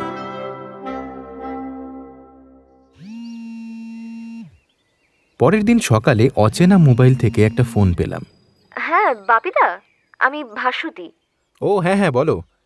একেনবাবুর তো তোমাকে ফোন করার কথা, করেননি? না, কিন্তু কালকে পিসি থাকায় অনেক কিছুই তোমাদের বলতে পারিনি। হ্যাঁ, আমাদেরও সেটাই মনে হচ্ছিল। তা আমাদেরকে কবে মিট করতে চাও বলো? আজকে আমার ডে অফ। একটু আগে আমাকে জানালো যে কাল সকালে আমাকে 2 সপ্তাহ ট্রেনিংয়ের জন্য মুম্বাই যেতে হবে, তাই আজকে ছুটি দিয়েছে। বেশ, তো আমি একেনবাবুকে একবার তাহলে ফোন করি, দেখি যদি ধরতে পারি। আসলে উনি এখন বেশ ছোটাছুটি করে বেড়াচ্ছেন তো। তারপর আমি তোমাকে কল ব্যাক করছি, ওকে? একেনবাবুকে পেলাম না। একেন বৌদি বললেন ফিরতে নাকি রাত হবে, লাঞ্চ ডিনার সব নাকি বাইরেই করবেন। হঠাৎ কি এত কাজ? কই আমাদের তো কিছু জানাননি। তো ভারী সমস্যা হলো। প্রমথকে ধরার চেষ্টা করলাম, ও আবার কোন্নগরে মামার বাড়িতে গেছে, সন্ধেবেলায় ফিরবে। আমি ভাস্বতীকে কথাটা জানালাম। তুমি আমাকে যা বলার বলতে পারো, আমি ওনাকে জানিয়ে দেব। ফোনে এগুলো বলতে চাই না। বেশ, তো ঠিক আছে, তাহলে কোথায় বলতে চাও বলো? সরি, খুব শর্ট নোটিস দিচ্ছি। তুমি এখন ব্যস্ত? না, তেমন একটা নই। আমি বালিগঞ্জ ফাঁড়ির কাছে এক বন্ধুর বাড়িতে আছি। তুমি কোয়ালিটি রেস্টুরেন্টের কাছাকাছি এসে আমাকে ফোন করলেই সেখানে তোমাকে মিট করতে পারি। সত্যি কথা বলতে একা একা এভাবে একজন অত্যন্ত স্বল্প পরিচিত মেয়ের সঙ্গে দেখা করতে আমার একটু অস্বস্তি হচ্ছিল। আসলে অনেক রকমের সমস্যা আজকাল কলকাতায় হয় বলে শুনেছি। একটাই অবশ্য বাঁচুয়া, ওর মাসির সঙ্গে আমাদের পরিচয় হয়েছে, আর মেয়েটিকেও পুলিশ ইতিমধ্যে জেরা করেছে। তেমন হয়তো সমস্যা হবে না, তবে একটা জিনিস ভাবছিলাম যে কোথায় বসে কথাবার্তা বলবো। নিশ্চয়ই রেস্টুরেন্ট বলা যাবে না। কোয়ালিটি রেস্টুরেন্টের সামনেই ভাস্বতী দাঁড়িয়েছিল। আজ দেখলাম একটা মারুন রঙের শাড়ি পরেছে, মুখে প্রসাধনের ছাপ সুস্পষ্ট। বোধহয় অফিসে গিয়েছিল। সাইড করে গাড়িটা দাঁড় করাতেই ও দরজা খুলে উঠে বলল, আমার বন্ধুর বাড়িতে বসে কথা বলতে পারবো, খুব কাছেই। বন্ধুর বাড়িতে গিয়ে যা বুঝলাম, এটা ভাস্বতীর অবারিত দ্বার। বন্ধু কাজে গেছে, বন্ধুর বৃদ্ধা মা দোতলায় শয্যাশায়ী, বন্ধুর দাদা ডাক্তার, পাশেই তার চেম্বার। বাড়িতে কমলা নামের একটি কাজের মেয়ে ছাড়া আর কাউকে দেখতে পেলাম না। আমরা বসলাম। চা খাবে? কমলাকে বললেই করে দেবে। না, আগে বরং কাজের কথাটাই শোনা যাক। নন্দিতার জীবন খুব কমপ্লিকেটেড ছিল। বিধবা মায়ের একমাত্র মেয়ে, অনেক স্ট্রাগল করেছে। অনেকে তার অ্যাডভান্টেজ নিয়েছে। কীরকম? কলকাতায় অভিভাবকহীন অবিবাহিত মেয়েদের পদে পদে বিপদ। রক্ষকই এখানে ভক্ষক। আমি ধরে নিলাম এটা ভূমিকা, হয়তো আরও কিছু বলতে চাইও, তাই আমি চুপ করে রইলাম। তোমাকে আমি প্রায় চিনি না বাপিদা, কিন্তু এগুলো তোমাকে বললে যদি নন্দিতার খুনের কোনো কিনারা হয়, তাই লজ্জা না করেই বলবো। আরে না না, লজ্জা পাওয়ার কোনো কারণ নেই, বলো তুমি। স্পোকেন ইংলিশ ইনস্টিটিউটের মালিক ধ্রুব দত্ত ওকে সেক্সুয়ালি হ্যারাস করত। একটু আধটু সবার সঙ্গে এই লোকটা অসভ্যতা করার চেষ্টা করত। নন্দিতা ছিল খুব সফট, ওকেই বেশি টার্গেট করত। নন্দিতাকে রক্ষা করতে এগিয়ে এসেছিল সমুদা। অবশ্য পরে জানলাম যে সে আরও জঘন্য চরিত্রের লোক। নন্দিতাকে ব্ল্যাকমেল করে ওর সঙ্গে শুতো। ব্ল্যাকমেল? কিন্তু কিসের বিনিময়ে? নন্দিতার ড্রিঙ্কে কিছু মিশিয়ে ওকে বেহুশ করে অনেক নোংরা ছবি তুলেছিল। সেগুলোর বিধবা মাকে দেখিয়ে দেবে বলে ভয় দেখাতো। সে কি? পুলিশকে নন্দিতা কিছু জানায়নি? তুমি এদেশের পুলিশকে কতটা জানো জানি না, তবে এগুলো জানালে ওর ভালোর থেকে মন্দ বেশি হতো। তুমি কেন জানালে না? আমি পুলিশের কোনো ঝামেলায় জড়াতে চাইনি। যখন একেনবাবুর ফোন পেলাম তখন ঠিক করলাম ওকে এটা জানাবো। শুধু পুলিশ মহল নয়, বাইরের অনেকেও ওর সততা আর রহস্য উদ্ঘাটন করার ক্ষমতার কথা জানে। ওকে নিয়ে তোমার লেখাও পড়েছি, কিন্তু বড্ড কম লেখো। আসলে আমি তো আর লেখক নই, মানে ওই শখে মাঝে মধ্যে লিখি টিখি আর কি। But thank you. আর কিছু বলবে? হ্যাঁ, আরও আছে, বলছি। এইবার সমুদার হাত থেকে মুক্তি পেতে নন্দিতা রাজা বলে একটি ছেলের সঙ্গে যোগাযোগ করে। রাজার কথাও শুনেছিল স্পোকেন ইংলিশ ক্লাসের কারোর কাছ থেকে। সে নাকি গুন্ডামি ছাড়াও উপকার করে বেড়ায় রবিনহুডের মতো। সেই রাজাই নাকি সমুদাকে বেশ করকে দিয়েছিল, কিন্তু তার জন্য রাজাকেও পারিশ্রমিক দিতে হয়েছিল। আর পারিশ্রমিকটা যে টাকা নয় এটা জানি। এটা কোন সময়ের ঘটনা? আমার সঙ্গে শেষ দেখা হওয়ার দিন 10 আগের। এবার আমি বুঝলাম শুভেন্দু যখন সমুদাকে নন্দিতার কথা জিজ্ঞেস করছিল, সমুদা কেন থতমত খেয়ে গিয়েছিল। রাজার কাছে কড়কানি খেয়ে নন্দিতার সঙ্গে সমুদা আর যোগাযোগ রাখার সাহস পায়নি। কেন যোগাযোগ রাখেনি সেই সত্যটা বলতে পারেনি। আর শুভেন্দু ভাবছিল সমুদা কিছু একটা গোপন করার চেষ্টা করছে। কি ভাবছো? না, এমনি কিছু না, বলো। বাড়িতে সে সময় নন্দিতার জন্য পাত্র খোঁজা হচ্ছিল। আমি ওকে ভরসা দিচ্ছিলাম, বিয়ের পর এসব ঝুট ঝামেলা থেকে মুক্তি পাবি। নন্দিতা শুধু বলেছিল ভার্জিনিটি নেই, কোন মুখে বিয়ের পিঁড়িতে বসবে, তার আগেই সুইসাইড করবে। What nonsense! প্রিম্যারিটাল সেক্স ইচ্ছাকৃত হোক বা অনিচ্ছাকৃত, এটা তো কোনো অপরাধ নয়। আমিও তাই বলি, কিন্তু এদেশের সব ছেলেরা তো তোমার মতো নয়। বিয়েতে পবিত্র মেয়ে খোঁজে। স্পোকেন ইংলিশ ক্লাসের ওই মালিককে আমি দেখেছি, দেখলেই মনে হয় একটা বাজে ক্যারেক্টার। বাজে বলে বাজে? আমরা সবাই ওকে হাড়ে হাড়ে চিনি। আরে রাজা নামের লোকটা এ কোথায় থাকে? শুনেছি তিলজলায় বাড়ি। ঠিক কার কাছ থেকে নন্দিতা ওর খোঁজ পেয়েছিল সেটা আমাকে বলেনি, তবে আমি ধরে নিচ্ছি পুলিশের খাতায় ওর নাম আছে। আর কিছু না, এটাই। তোমরা কবে ফিরে যাচ্ছ? আমরা ওই 12 তারিখ। তাহলে তোমার সঙ্গে আর দেখা হবে না। ভাস্বতীর মুখটা যেন বিষণ্ণ। পকেট থেকে আমার একটা কার্ড এগিয়ে দিয়ে বললাম, শোনো, এখানে আমার ইমেল রয়েছে, যোগাযোগ রেখো, কেমন? আরেকটা কার্ড দাও।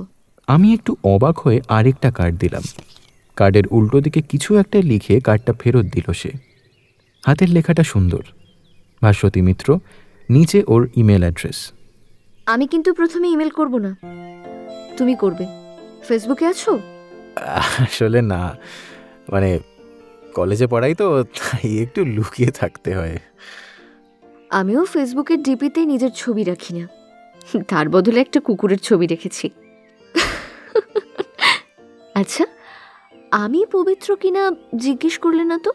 তাজ্জব, এই 7 বছরে কলকাতা কি একেবারে পাল্টে গেছে? অবশ্য আমিও তালে তালে রাখলাম। হক কথা, সত্যি করে বলো তো, তুমি কি পবিত্র? দুজনেই হাসলাম। আমাকে মাসির বাড়িতে নামিয়ে দিতে পারবে? নিশ্চয়ই, চলো। গাড়িতে আর কোনো কথা হলো না। ও কি ভাবছে আমি জানি না, তবে আমি কিন্তু ওর কথাই ভাবছিলাম। সত্যি, এরকম সপ্রতিভ মেয়ে আমি বেশি দেখিনি। হঠাৎ প্রমথর একটা কথা মনে পড়ায় আমার বেজায় হাসি পেয়ে গেল। হাসছো কেন? আমার সব লেখাতেই নাকি একটা ব্যর্থ প্রেমের কাহিনী থাকে। না, এমনি কিছু না। ভাস্বতী ভুরু কুঁচকে তাকালো, কিছু বলল না। নামার সময় আমার কাঁধটা আলতো করে ছুঁয়ে বলল, ভালো থেকো। তুমিও। আবার নিশ্চয়ই আমাদের দেখা হবে, বলো। তবে ওর চোখটা যেন বলে উঠল, সত্যি বলছো? পরের দিন সকালে একেন বাবুর ফোন। কি করছেন স্যার? চলে আসুন। আমি তো এক পায়ে খাড়া, গিয়ে দেখি প্রমথও এসে হাজির। দাঁড়ান, আপনাদের আগে আমি প্রোগ্রেস রিপোর্টটা দিই বলে ভাস্বতীর সঙ্গে আমার দেখা হওয়ার কথাটা বললাম। একেনবাবু মন দিয়ে ভাস্বতী যা যা বলেছে শুনলেন। ব্যক্তিগত অপ্রয়োজনীয় অংশটুকু বাদ দিলাম। কিছু তো লুকাচ্ছিস বুঝতে পারছি। যাকে সব কথা বলতে হবে না, তোর প্রাইভেট ব্যাপারে আমার কোনো ইন্টারেস্ট নেই। Go to hell. একেনবাবুর ফোকাস অন্যদিকে।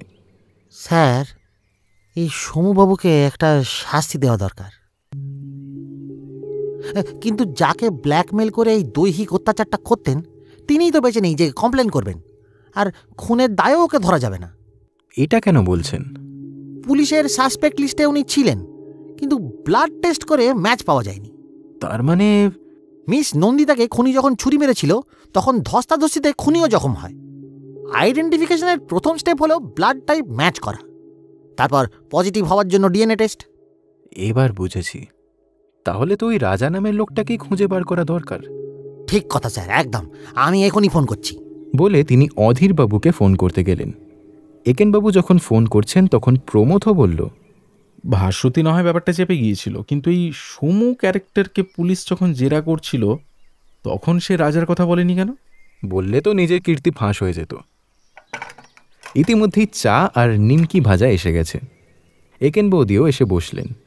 একেনবাবু ফোন সেরে এসে দুটো নিমকি মুখে দিয়ে বললেন, বুঝলেন স্যার, চায়ের সঙ্গে না নিমকির কোনো বিকল্প নেই। বিকল্প? কি ব্যাপার মশাই, হঠাৎ বেশ শুদ্ধ বাংলার ব্যবহার। কেন স্যার, বিকল্প শব্দটা তো বেশ ভালো। আমাদের উচিত ভালো ভালো বাংলা শব্দ বেশি করে ব্যবহার করা।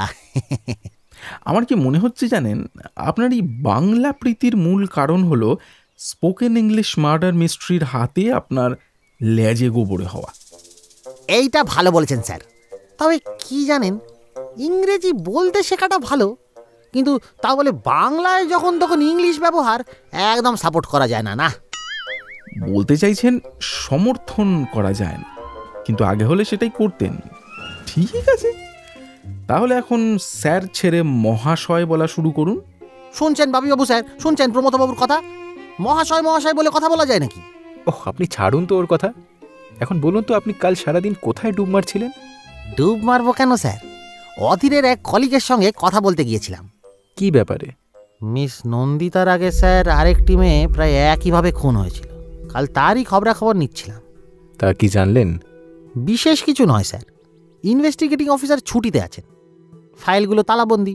যেটুকু জানতে পারলাম, মেয়েটির নাম মিস শর্মিলা দত্ত, ট্রাভেল এজেন্সিতে কাজ করতেন। দাঁড়ান, এর কথাই তো বোধহয় মনোজবাবু সেই দিন বললেন, তাই না? হ্যাঁ স্যার, শর্মিলা থাকতেন গোল পার্কে একটা মেয়েদের হস্টেলে। হস্টেলটা মিস নন্দিতার হস্টেল থেকে খুব দূরেও নয়। একইভাবে গলা টিপে ধরে গলায় দড়ির ফাঁস দেওয়া, তবে সঙ্গে সঙ্গে মৃত্যু হয়নি। আততায়ী আধমরা অবস্থায় ফেলে রেখে গিয়েছিল, কিন্তু জ্ঞান আর ফেরানো যায়নি। আরেকটা মিল, মিস শর্মিলাকেও মলেস্ট করা হয়েছিল, কিন্তু রেপ নয়। আপনি কি দুটো খুনের মধ্যে কোনো লিঙ্ক খুঁজে পেয়েছেন? কিন্তু মোডাস অপারেন্ডি তো এক নয়, আর তাছাড়া নন্দিতাকে তো ছুরিও মারা হয়েছিল। হয়তো খুনি দ্বিতীয়বার চান্স নিতে চায়নি। এইটা ভালো বলেছেন স্যার। তবে যেটা মোস্ট ইন্টারেস্টিং সেটা হলো এই মেয়েটিও আইডিয়াল স্পোকেন ইংলিশ ইনস্টিটিউশনে পড়েছিল। দাঁড়ান দাঁড়ান দাঁড়ান, কি বলতে চাইছেন? খুনি শুধু একটা বিশেষ স্কুলের মেয়েদের খুন করছে? সম্ভাবনাটাকে তো উড়িয়ে দেওয়া যায় না স্যার। কিন্তু কেন? I have no clue sir. তাহলে কাল সারা দিনটা ধরে কি করলেন? একেনবাবু উত্তর না দিয়ে পা নাচাতে লাগলেন।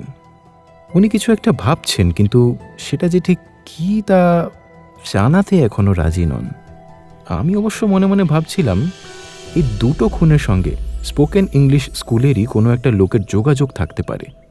সেদিন যে অভদ্র লোকটা মিলনী ক্যাফেতে চা পাচ্ছি না বলে চেঁচামেচি করছিল, সে যদি হয় আশ্চর্য হব না। লোকটা যে বদ সে তো জানি, চেহারাটাও ক্রিমিনাল টাইপের।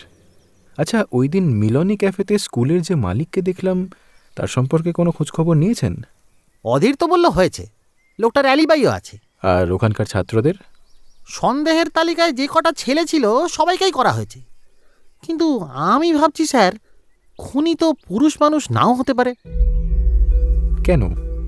মলেস্ট করা হয়েছে, কিন্তু রেপ করা হয়নি। Very interesting. খুনি মেয়ে হলে হস্টেলের দারোয়ানদের চোখ এড়িয়ে যাওয়াটাও সহজ। কিন্তু মোটিভটা কি?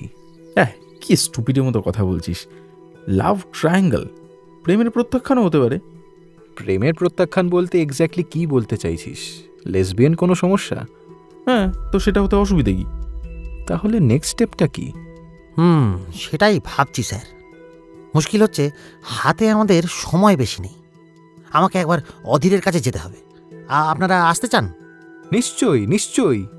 অধীর স্পোকেন ইংলিশ স্কুলের স্টুডেন্ট অ্যাডমিশন রেকর্ডগুলো কোর্ট অর্ডার দিয়ে আনিয়েছে। আজকের রাতটা পুলিশের হেফাজতে ওগুলো থাকবে। আমরা এখন গেলে দেখতে পারবো। ওগুলো দেখে কী লাভ হবে? তা সঠিকভাবে জানি না স্যার, তবে শক্তির মধ্যে থেকেই তো হঠাৎ করে মুক্ত বেরিয়ে পড়ে। থানায় অধীরবাবু আমাদের জন্য অপেক্ষা করছিলেন। একেনবাবু আমাদের পরিচয় একটু বাড়িয়ে বাড়িয়েই করলেন, যেমন সাধারণত করেন। আসুন স্যার, এই ঘরেই ফাইলগুলো আছে। ওর অফিসের পাশে ছোট্ট একটা ঘরে আমাদের নিয়ে গেলেন। অধীরবাবুর বোধহয় কোথাও একটা যাওয়ার ব্যাপার ছিল। ওর এক জুনিয়র অফিসার বিজয়বাবুকে রেখে গেলেন। বিজয়বাবু মনে হলো একেনবাবুকে প্রায় দেবতা জ্ঞান করেন। প্রত্যেকটা বছরের জন্য এক একটা করে 4টে ফাইল ফোল্ডার। প্রত্যেকটা ফোল্ডারের প্রথম পাতায় একটা লিস্টে যাদের নাম আছে তাদের ভর্তি হওয়ার অ্যাপ্লিকেশনগুলো ফোল্ডারের ভেতর রয়েছে। প্রতিটা ফোল্ডারে প্রায় 100টার মতো অ্যাপ্লিকেশন ফর্ম। ছাত্রছাত্রীর ছবি, ঠিকানা, শিক্ষাগত যোগ্যতা, ফোন নাম্বার, হাবিজাবি অনেক কিছু ডিটেলস সেখানে রয়েছে। তবে ছাত্রীদের সংখ্যাই মনে হলো বেশি। একেনবাবু চট করে লিস্টগুলোতে চোখ বুলিয়ে একটা ফর্ম বার করলেন। ছবিটা তো দেখছি মিসিং। কার ছবি? কাগজটা আমাদের দিকে এগিয়ে দিলেন একেনবাবু। শর্মিলা দত্তর অ্যাপ্লিকেশন। তারপর ফোল্ডার থেকে আরেকটা ফর্ম বার করে বিজয়বাবুকে জিজ্ঞেস করলেন, এই দুটো ফর্ম কি কপি করা যাবে? আর বলবেন না স্যার, কপি মেশিনটা খারাপ হয়ে বসে আছে, কালকে মিস্ত্রি আসবে। ঠিক আছে, তাহলে ফোনে ছবি তুলে নিচ্ছি। একেনবাবু এবার প্রমথর হাতে নন্দিতার ফর্মটা দিলেন, আমাকে ধরিয়ে দিলেন শর্মিলার ফর্মটা। এই দুটো ছবি তুলে নিন না স্যার। আমি পকেট থেকে ফোন বার করলাম। একেনবাবু দেখলাম ঝড়ের বেগে অন্য ফর্মগুলোর উপর চোখ বুলিয়ে নিচ্ছেন। কি দেখছে না তো বলুন তো? এখনও জানি না স্যার, মনে হচ্ছে অন্ধকারে হাতাড়াচ্ছি। আচ্ছা, মিস শর্মিলার পার্মানেন্ট অ্যাড্রেসটা কি? বারুইপুর। পুরো ঠিকানাটা জানতে চান? তার দরকার নেই স্যার, বারুইপুর তো কাছেই। তারপর একটু মাথা চুলকে আমার দিকে তাকিয়ে বললেন, কালকে কি ওখানে একবার যাওয়া যায় স্যার? এখানে গাড়িধারী বলতে আমি। 12 বছরের পুরনো গাড়ি। বাবা কিনেছিলেন, কিন্তু এখনও মোটামুটি চলছে। হ্যাঁ, তা তো যাওয়াই যায়। বেশ স্যার, একটু কথা বলে আসা যাক। রাত্রে বাড়ি ফিরে কি হলো জানি না, ফেসবুক খুলে বসলাম। ভাস্বতী যখন ফেসবুকে আছি কিনা জিজ্ঞেস করেছিল, তখন পুরো সত্যি অবশ্য আমি বলিনি। ফেসবুকে আমার একটা অ্যাকাউন্ট আছে বটে, দে দে নামে, কিন্তু সেটা নামেই মাত্র। কালে ভদ্রে সেখানে ঢুকি, বন্ধু বান্ধবও বিশেষ নেই। ফেসবুকে ঢুকে আমি ভাস্বতীর খোঁজ করলাম। কার্ডে ওর নাম আর ইমেল দুটোই ছিল। ভাস্বতী মিত্র অনেক আছে, তার মধ্যে একটাতে কোনো মুখ নেই, আর আরেকটাতে কুকুরের ছবি। সেটাই খুললাম। দেখলাম বেশ কিছু বন্ধুর ছবি, বেশিরভাগই ওর বয়সী মেয়েদের। নন্দিতার কোনো ছবি অবশ্য দেখলাম না, বোধহয় ও ফেসবুকে ছিল না। আর কয়েকটা মাত্র ছেলের ছবি। ফেসবুকে একজনের বন্ধুবান্ধব কারা, নিজের ওয়ালে সে কী লেখে, অন্যের লেখায় কী কমেন্ট করে, এসব থেকে তার চরিত্রের কিছুটা পরিচয় পাওয়া যায়। কাদের সঙ্গে বন্ধুত্ব করে ভাস্বতী? একটা ছেলের ছবি ক্লিক করে মনে হলো এয়ারলাইন্সের কোনো বন্ধু, আরেকটা ছেলে আর্টিস্ট, আরেকটা ছেলে কি করে সেটা বুঝতেও পারলাম না। কিন্তু তার ফেসবুক পাতায় একটা ছবি দেখে চমকে উঠলাম। শান্তিনিকেতনের বিখ্যাত বইয়ের দোকান সুবর্ণরেখার সামনে তোলা ছবি। ভাস্বতীর ফেসবুকের বন্ধুর পাশে যে মেয়েটি দাঁড়িয়ে, তাকে দেখতে অনেকটা নন্দিতার মতোই। ছবির কোয়ালিটিটা অবশ্য ভালো নয়, জোর করে কিছু বলা অসম্ভব। ছেলেটির নাম বীর রায়। মুখটা চেনা চেনা, কিন্তু ঠিক প্লেস করতে পারলাম না। দেখা মাত্র একটা অশুভ চিন্তা আমাকে গ্রাস করল। একেনবাবু বলেছিলেন খুনি পুরুষ মানুষ নাও হতে পারে। বীর রায় কি ভাস্বতীর আগের প্রেমিক ছিল? ভাস্বতীকে ডাম্প করে সে নন্দিতার কাছে যাওয়ার জন্য ভাস্বতী নন্দিতাকে খুন করেছে। কিন্তু ভাস্বতীকে দেখে তো, ও মাই গড!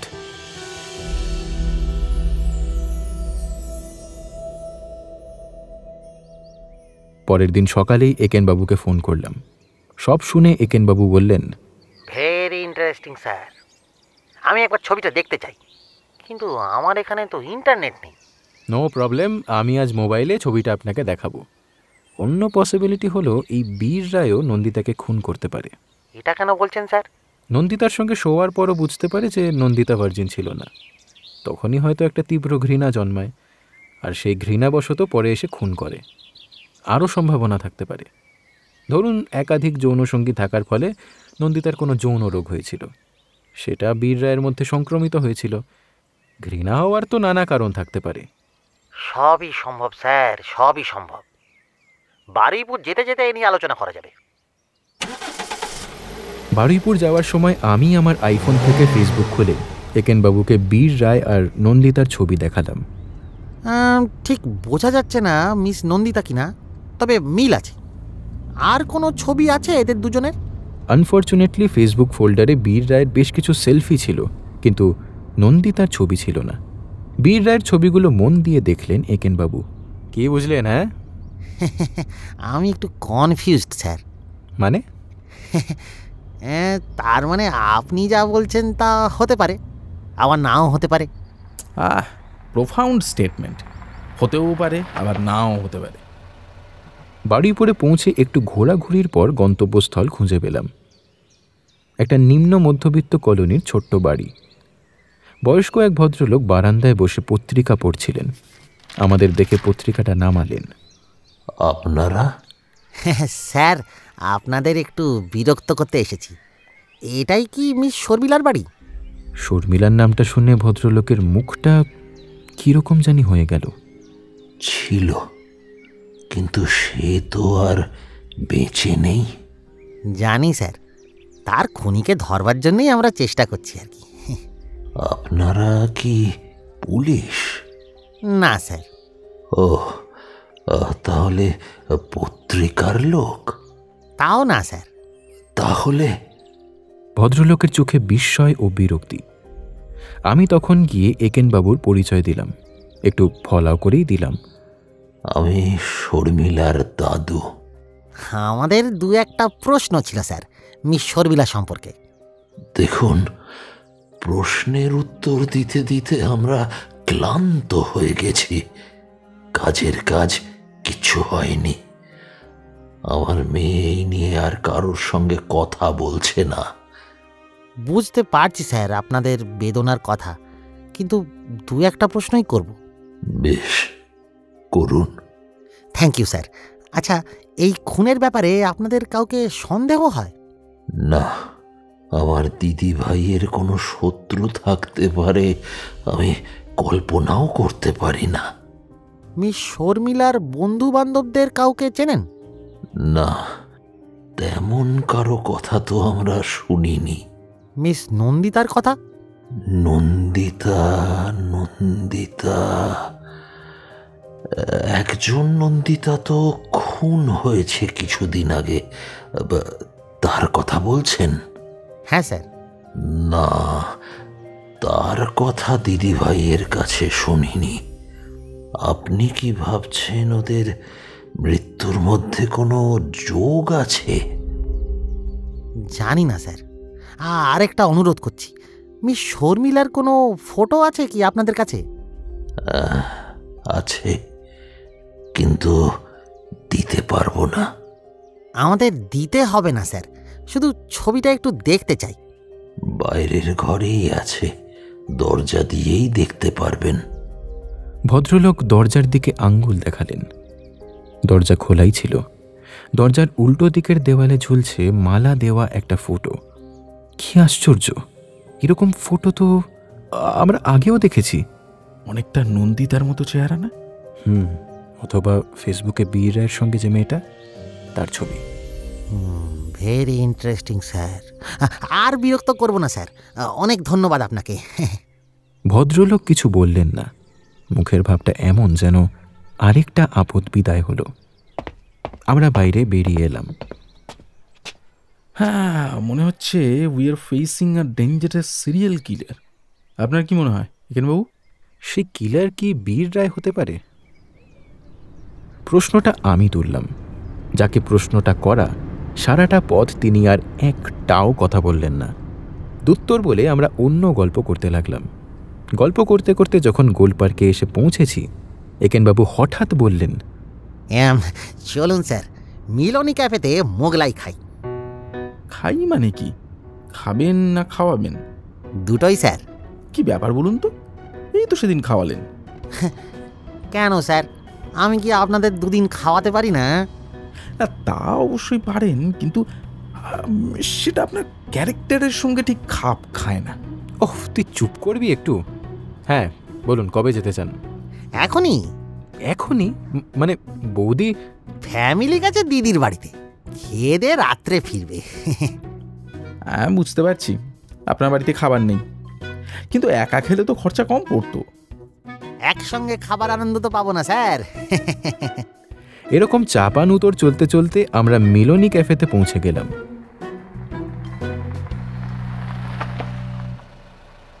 আমাদের দেখে মৃত্যুঞ্জয়বাবু কাউন্টার থেকে উঠে এসে বললেন, আরে আমার কি সৌভাগ্য, আবার আপনারা এলেন। কি যে বলেন স্যার, মোগলাইয়ের স্বাদ যা পেলাম, ওটা কি একবার খেয়ে মন ভরে? বেশ বেশ, আর কি খাবেন বলুন? স্রেফ চা আর মোগলাই। কি মুশকিল স্যার, আরেকটা কিছু নিন না। আজকে আপনার বেশি খসাতে চাই না। বাপি তুই? না, আমিও আজ আর কিছু খাবো না। তাহলে সবার জন্য তাই হোক স্যার। ভালো কথা স্যার, আপনার ভাই মনোজবাবুর একটু সাহায্য লাগবে। ওর নম্বরটা আছে আপনার কাছে?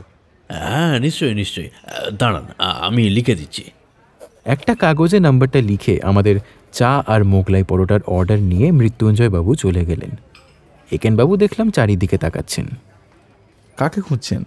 আপনার সেই রতনকে তো স্যার দেখছি না। ছুটিতে নিশ্চয়ই। তাই হবে। একটু পরে যে ছেলেটি আমাদের খাবার দিতে এলো, সে বোধহয় হরি। আমি তাকে জিজ্ঞেস করলাম, আচ্ছা রতন কোথায় গো? চারিদিকে তাকিয়ে সে একটু চাপা গলায় বলল, রতনকে বাবু তাড়িয়ে দিয়েছেন। সে কি, কাজে ফাঁকিটাকি দিচ্ছিল নাকি? ছেলেটি কোনো উত্তর দিল না। ও কি করছে এখন কিছু জানো?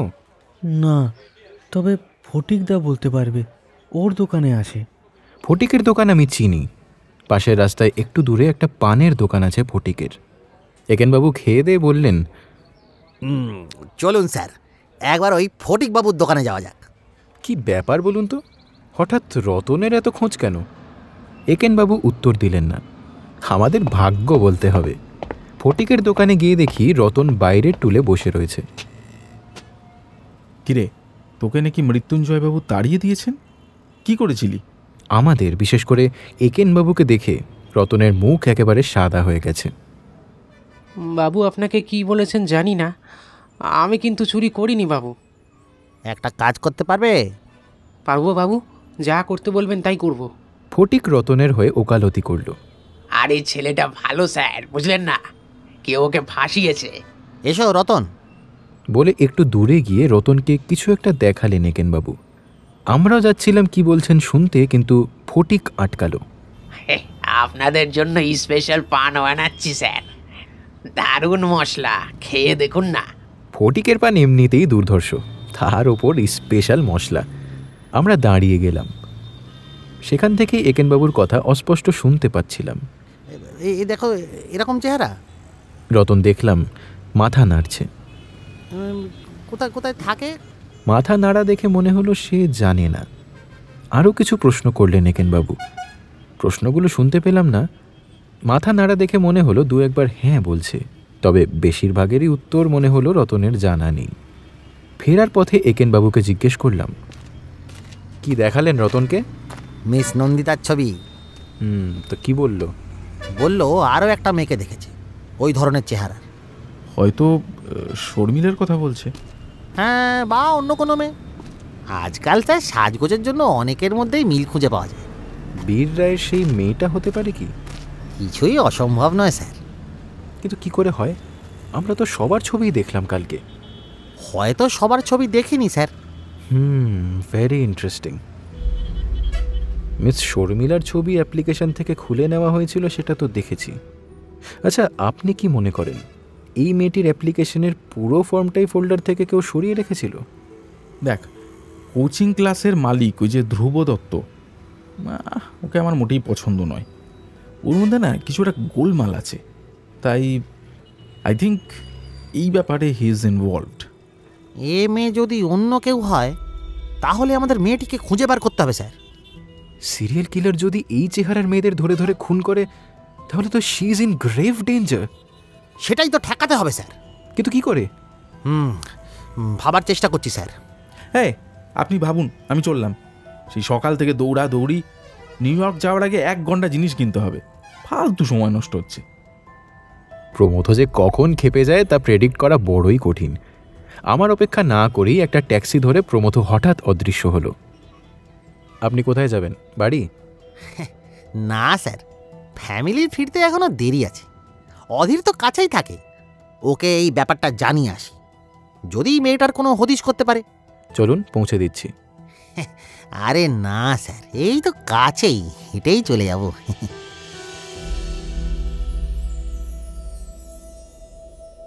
প্রমথর মতো আমারও কিছু কেনাকাটা ছিল। 2 দিন এসব খুঁজে খুঁজে কিনতেই কাটল। এর মধ্যে একেনবাবু বা প্রমথ কারোর সঙ্গেই আমার আর কথা হয়নি। একেনবাবুকে অবশ্য কয়েকবার ধরার চেষ্টা করেছিলাম, কিন্তু সব সময়ই ওর ফোন বিজি। শেষমেশ ধরতে পারলাম। কি ব্যাপার? আপনাকে তো ধরতেই পারা যায় না আজকাল। আরে কি যে বলেন স্যার, আপনাকেই ফোন করতে যাচ্ছিলাম। কেন বলুন তো? বিকেলে কয়েকজনকে আসতে বলেছি মিস নন্দিতার ব্যাপারে।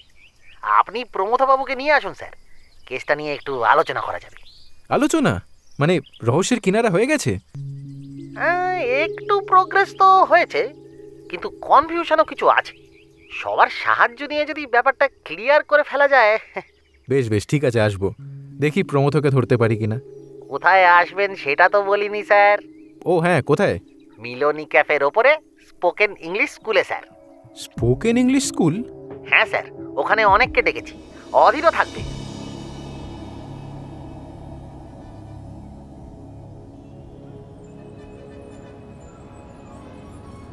আমরা যখন গিয়ে পৌঁছালাম তখন দেখি একেনবাবু আর অধীরবাবু মিলনী ক্যাফের সামনে দাঁড়িয়ে একজন বৃদ্ধ ভদ্রলোকের সঙ্গে কি জানি আলোচনা করছেন। সামনে আসতেই অবশ্য তাকে চিনতে পারলাম, শর্মিলার দাদু। আমাদের দেখে একেনবাবু কথাবার্তা থামিয়ে দিয়ে বললেন, চলুন স্যার, ওপরে যাওয়া যাক। ওপরে যাওয়ার সিঁড়ি মিলনী ক্যাফের পাশ দিয়ে, উঠে ল্যান্ডিংয়ের ডান দিকে একটা মিটিং রুম। ইতিমধ্যেই সেখানে শুভেন্দু, মনোজবাবু, মৃত্যুঞ্জয়বাবু, ধ্রুব দত্ত এবং একজন অপরিচিত ভদ্রলোক এসে বসে রয়েছেন। রতনকেও দেখলাম বসে আছে একটা টুলের ওপর। অধীরবাবু সবাইকে উদ্দেশ্য করে বললেন, মিস নন্দিতার মৃত্যুর খুনের ব্যাপারে আমাদের সাহায্য করতে নিউ ইয়র্কের বিখ্যাত গোয়েন্দা একেনবাবুকে আমি অনুরোধ করেছি।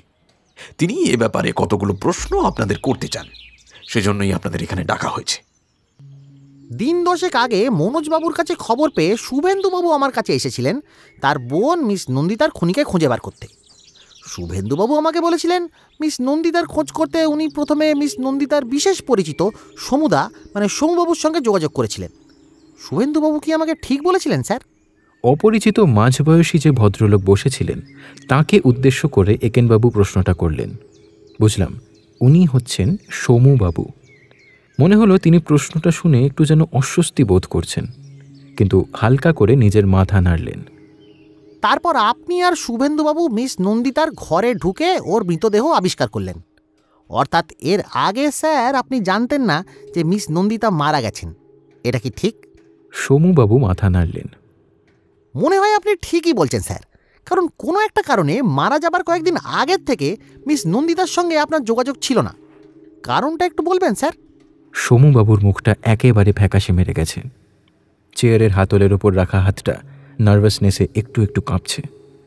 ঠিক আছে স্যার, সেই নিয়ে পরে আলোচনা হবে। অধীরবাবুই সেটা করবেন। এই কথায় সোমুবাবু দেখলাম হাতলটা চেপে ধরে নিজেকে সামলানোর চেষ্টা করছেন। একেনবাবু সেদিকে ভ্রুক্ষেপ না করে স্পোকেন ইংলিশ একাডেমির মালিক ধ্রুব দত্তকে নিয়ে পড়লেন। মিস নন্দিতা তো আপনাদের এখানেই পড়তেন ধ্রুববাবু, তাই না? হ্যাঁ। আপনি কি ওকে ভালো করে চিনতেন স্যার? হ্যাঁ, এখানে যারা পড়ে তাদের যেমন করে চিনি সেরকমভাবেই চিনতাম। I see. এখানে যারা পড়েন স্যার তাদের সবাইকে কি আপনি নিয়মিত রেস্টুরেন্টে নিয়ে যান? দেখুন, দূর থেকে অনেকেই এখানে পড়তে আসে। তাদের অনেকেই পড়ার পর নিচে ওই মিলনী ক্যাফে বা কাছাকাছি রেস্টুরেন্টে খেতে যায়। মাঝে মধ্যে আমিও যাই তাদের সঙ্গে। সে তো অবশ্যই স্যার, তবে বিশেষ কারোর সঙ্গে কি ঘন ঘন খান? কি বলতে চাইছেন বলুন তো আপনি? আপনি পুরো রেস্টুরেন্ট সামলাতে ব্যস্ত থাকেন মৃত্যুঞ্জয় বাবু, সবার দিকে তাকানোর সময় আপনার থাকে না, তাই রতনকেই জিজ্ঞেস করি। একেনবাবু রতনকে কাছে রাখলেন, তারপর নন্দিতার ছবিটা দেখিয়ে বললেন, এই রতন, একে তুমি আগে দেখেছো? হ্যাঁ বাবু, এ তো নন্দিতা দি। এর সঙ্গে কি ধ্রুববাবু মিলনী ক্যাফেতে খেতে আসতেন? হ্যাঁ বাবু। মাঝে মধ্যে আসতেন না প্রায়ই আসতেন? তা প্রায় প্রতিদিনই আসতেন বাবু। যতদিন এখানে মিস নন্দিতা পড়তেন ততদিন আসতেন? না বাবু, শেষের দিকে আর আসতেন না। ঠিক আছে, তুমি যাও। আচ্ছা, এবার আমাকে একটু বলুন তো স্যার, মিস নন্দিতার সঙ্গে কি আপনার ঝগড়া হয়েছিল? এগুলো আমাদের ব্যক্তিগত ব্যাপার, আপনাকে উত্তর দিতে আমি বাধ্য নই। স্যার, মিস নন্দিতা খুন হয়েছেন। আপনার সঙ্গে যদিও ঝগড়া হয়ে থাকে তাহলে আপনি তো রাগবশত ওকে খুনও করতে পারেন, পারেন না? কি উন্মাদের মতো কথা বলছেন আপনি? কারোর সঙ্গে খাচ্ছি না বলে আমি তাকে খুন করব? আর আমি তো পুলিশকে আগেই জানিয়েছি সেই রাত্রে আমি কোথায় ছিলাম। ও হ্যাঁ স্যার, আমি তো সেটা ভুলেই গিয়েছিলাম। তাছাড়া আরও একজন খুন হয়েছেন যার নাম মিস শর্মিলা, তিনিও আপনার এই স্কুলেই পড়তেন। তার সঙ্গে তো আপনি বেশি খেতেনও না, তাই না? ধ্রুব দত্ত উত্তর না দিয়ে চুপ করে রইলেন, কিন্তু বুঝলাম রাগে ফুঁসছেন। ঘাবড়াবেন না স্যার, মিস নন্দিতার খুনের সঙ্গে আপনি জড়িত বলে মনে হয় না। আসলে স্যার, আপনার আর সোমবাবুর ব্যাপারটা একটু আলাদা। আপনারা খুনি নন ঠিকই, কিন্তু আপনাদের আচরণের মধ্যে যেসব রহস্য জড়িত সেগুলোও ক্লিয়ার হওয়া দরকার। অধীরবাবু সেগুলো নিয়ে পরে মাথা ঘামাবেন। আমাকে সেই কাজের ভার দেওয়া হয়নি। আমাকে বলা হয়েছে মিস নন্দিতার খুনিকে ধরতে সাহায্য করতে। আমি স্যার অন্যদিকে যাবই না, বরং এই খুনটা নিয়ে একটু ভাবি। মিস নন্দিতাকে খুন করা হয়েছে গলা টিপে শ্বাসরুদ্ধ করে, তারপর খুনি ছুরিও চালিয়েছে। এতে কোনো সমস্যা নেই স্যার, কিন্তু মিস নন্দিতার গলায় দড়ির ফাঁসও লাগানো ছিল। সেটা কেন? This travelled me sir, travelled me a lot. তারপর জানলাম আরও একজন প্রায় একইভাবে খুন হয়েছিলেন। তিনি হলেন মিস শর্মিলা। তাকেও শ্বাসরোধ করে খুন করা হয়, পরে গলায় একটা দড়ির ফাঁস লাগানো হয়। শর্মিলা কিন্তু শ্বাসরোধের সঙ্গে সঙ্গে মরেননি, মারা গিয়েছিলেন হাসপাতাল যাবার পথে। দ্বিতীয়বার মনে হয় খুনি সেই চান্সটা নিতে চায়নি, মৃত্যু নিশ্চিত করতে সেই সঙ্গে ছুরিও চালিয়েছে। দুটি ক্ষেত্রেই খুনি ভিকটিমের পরিচিত, নইলে দরজা না ভেঙে ঘরে ঢুকে গলা টিপে হত্যা করা সম্ভব হতো না। দুটো ক্ষেত্রেই শরীরের অনাবৃত অংশে অত্যাচারের চিহ্ন। দুজনের ওপরেই খুনির একটা তীব্র রাগ ও ঘৃণা যেন প্রকাশ পেয়েছে। যারা খুন হয়েছেন তাদের কল্পনাতেও আসেনি খুনির এই মনোভাবের কথা। আরেকটা দিক স্যার খুবই ইন্টারেস্টিং, মিস শর্মিলা আর মিস নন্দিতার চেহারা অনেকটা একই ধরনের। একজনকে দেখলে আরেকজনের কথা মনে হওয়াটা স্বাভাবিক। তখনই আমি বুঝলাম স্যার, আমরা এখানে একজন খুনির খোঁজ করছি যে হলো মিশন ওরিয়েন্টেড কিলার। এই ধরনের খুনিরা মনে করে এক ধরনের চেহারার মানুষের পৃথিবীতে বাঁচার অধিকার নেই। কেন সেটা মনে করে তার নানান রকমের সাইকোলজিক্যাল ব্যাখ্যা থাকতে পারে। এক্ষেত্রে মিস নন্দিতা বা মিস শর্মিলার চেহারা দেখে তাদের প্রতি খুনির একটা তীব্র বিদ্বেষ নিঃসন্দেহে জেগে উঠেছিল। কিন্তু কেন সেটাই আমি বোঝার চেষ্টা করছিলাম। তখন আমার মনে পড়ল, বাপিবাবুই তো চোখে আঙুল দিয়ে আমায় সেটা দেখিয়ে দিয়েছিলেন। কথাটা শুনে আমি অবাক হয়ে একেন বাবুর দিকে তাকালাম। হ্যাঁ স্যার, আপনি ফেসবুক থেকে বীর রায়ের প্রোফাইলটা দেখালেন, যেখানে বীর রায় তার প্রেমিকার সঙ্গে দাঁড়িয়েছিলেন। সেই মেয়েটির চেহারা দেখে আপনি ভেবেছিলেন যে বুঝি মিস নন্দিতা। না, তিনি মিস নন্দিতা ছিলেন না। কিন্তু কে এই বীর রায়?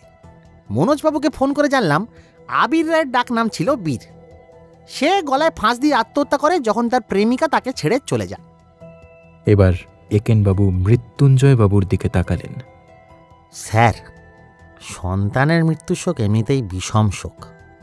সেটা আরও অসহনীয় হয় যখন সে গলায় দড়ি দিয়ে আত্মহত্যা করে। আপনি শুধু ভেঙে পড়েননি স্যার, আপনি মানসিকভাবে অসুস্থ হয়ে গেছেন। আপনার সন্তানের মৃত্যুর জন্য দায়ী করছেন শুধু মিস শর্মিলাকে নয়, তার মতো চেহারার প্রত্যেক মেয়েকে। সন্তানের মৃত্যুর প্রতিশোধ নিয়ে চলেছেন, তাদের হত্যা করে গলায় দড়ির ফাঁস লাগিয়ে অত্যাচার করে। কোন অছিলায় আপনি ঢুকেছিলেন জানি না, কিন্তু দুটি মেয়েই আপনাকে স্নেহশীল কাকা বা জ্যাঠা ভেবেই ঘরে ঢুকতে দিয়েছিল। মৃত্যুঞ্জয় বাবু দেখলাম উঠে দাঁড়িয়েছেন।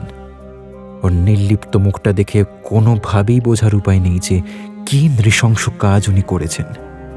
বিচিত্র এই পৃথিবী, তার চেয়েও বিচিত্র মানুষের এই মন। বাইরে বেরিয়ে এসে আমি একেন বাবুকে জিজ্ঞেস করলাম, আমি কিন্তু বুঝতেও পারিনি আপনি কেন সেদিন মৃত্যুঞ্জয় বাবুর কাছে মনোজবাবুর ফোন নাম্বার চাইছিলেন, কিন্তু শিওর কি করে হলেন যে মৃত্যুঞ্জয় বাবুই খুনি? স্যার, আবির বাবু আর মনোজবাবুর মুখের মধ্যে একটা সেম আদল আছে। তারপর যখন জানলাম ওর ডাক নাম বীর, তখন অধীরকে দিয়ে খুঁজে বার করালাম মৃত্যুঞ্জয় বাবুর ব্লাড গ্রুপ। খুঁজে বার করালেন মানে? সে কি স্যার, মনে নেই রেস্টুরেন্টে ডাকাতির সময় ওর গুলি লাগে? গুলি বার করতে যখন ওর সার্জারি হয়, হাসপাতালে একটা রুটিন ব্লাড টেস্ট করা হয়েছিল। ব্লাড গ্রুপটা মিস নন্দিতার বিছানায় পাওয়া রক্তের সঙ্গে ম্যাচ করল। এখন ডিএনএ রেজাল্ট পেতে হবে কেসটা ফুল প্রুফ করার জন্য।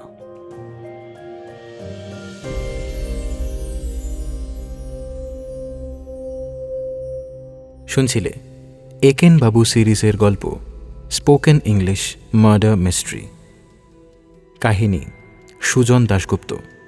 একেন বাবুর চরিত্রে বাঁকুড়া মিমস শর্টস থেকে উন্মেষ গাঙ্গুলি।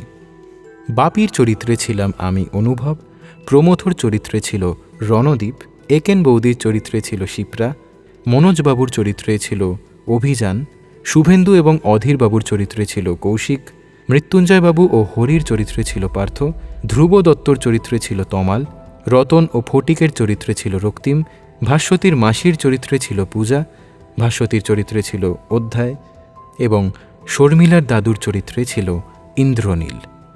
গল্পটির শব্দগ্রহণ করেছে রণজয়, আবহ সৃষ্টি এবং স্পেশাল এফেক্টসে ছিল ম্যাক্স ওরফে ইন্দ্রজিৎ। গল্পটির নাট্যরূপে সাহায্য করেছে নীল এবং আমি অনুভব। বিশেষ সহযোগিতায় ছিল লিও এবং থিও। নির্দেশনায় ছিলাম আমি অনুভব। একেন বাবুর থিম তৈরি করেছেন সৌরভ ভট্টাচার্য এবং এই সুন্দর পোস্টারটি ডিজাইন করেছে ঋদ্ধিরাজ পালিত। তাহলে কেমন লাগলো আমাদের আজকের গল্প জানাও কমেন্ট করে। যদি ভালো লেগে থাকে তাহলে ভিডিওটা অবশ্যই লাইক করে দিও, সবার সঙ্গে প্লিজ শেয়ার করে দিও, আর চ্যানেলটা অতি অবশ্যই সাবস্ক্রাইব করে দিও, আর পাশে থাকা বেল বাটনটা অবশ্যই অন করে দিও যাতে সমস্ত গল্পের আপডেটস তোমরা ঠিকমতো পাও। তাহলে দেখা হচ্ছে আমাদের পরবর্তী গল্পে। টিম থ্রিলারল্যান্ডের তরফ থেকে সবার জন্য রইল এক রাশ শুভেচ্ছা। সবাই ভালো থেকো, ভয়ে থেকো।